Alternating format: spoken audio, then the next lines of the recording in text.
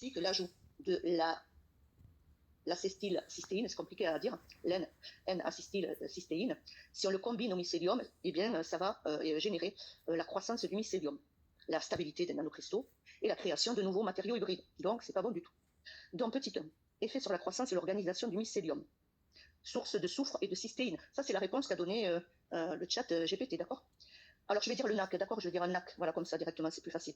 Alors, le NAC pourrait favoriser la croissance du mycélium en fournissant des précurseurs de glutation et d'autres composés soufrés nécessaires au métabolisme fongique.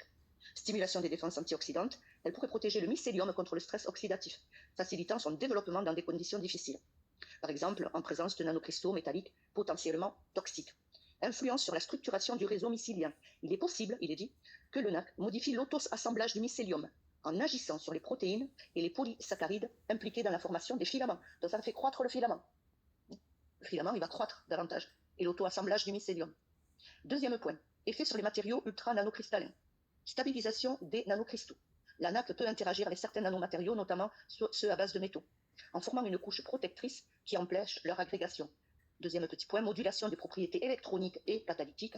En se liant aux nanocristaux, la NAC pourrait modifier leur réactivité chimique et leur conductivité. Je ne sais pas si vous réalisez, c'est qu'on nous a fait avaler ça, on nous a dit il faut prendre ça parce que ça va réduire tout le reste. Et en fait, eh bien, on se rend compte ici que ça a des réactivités chimiques et de conductivité eh bien, lorsque ça se lie à des nanocristaux. Donc, vous voyez un petit peu l'entourloupe. Moi, je vous le dis depuis déjà eh bien, 4 ans avec le travail de Daniel Dias, comment il vous a expliqué que tout ça, c'était de l'opposition contrôlée depuis l'origine et comment ces gens-là avaient été placés dans un but précis. Voilà.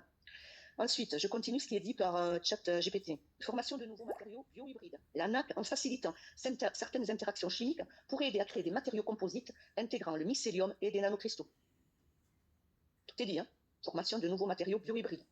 Donc plus on prend du NAC, plus ça va venir s'intégrer au mycélium et aux nanocristaux également. Troisième point, application potentielle d'un système. Le mycélium plus les ultra-nanocristaux plus le NAC, ça donne des biomatériaux renforcés. Je ne sais pas si vous réalisez un peu. Le mycélium pourrait être dopé avec des nanocristaux stabilisés par la NAC pour créer des structures plus solides et conductrices, utiles en architecture ou en design bio-inspiré. Deuxième point, les capteurs et la bioélectronique.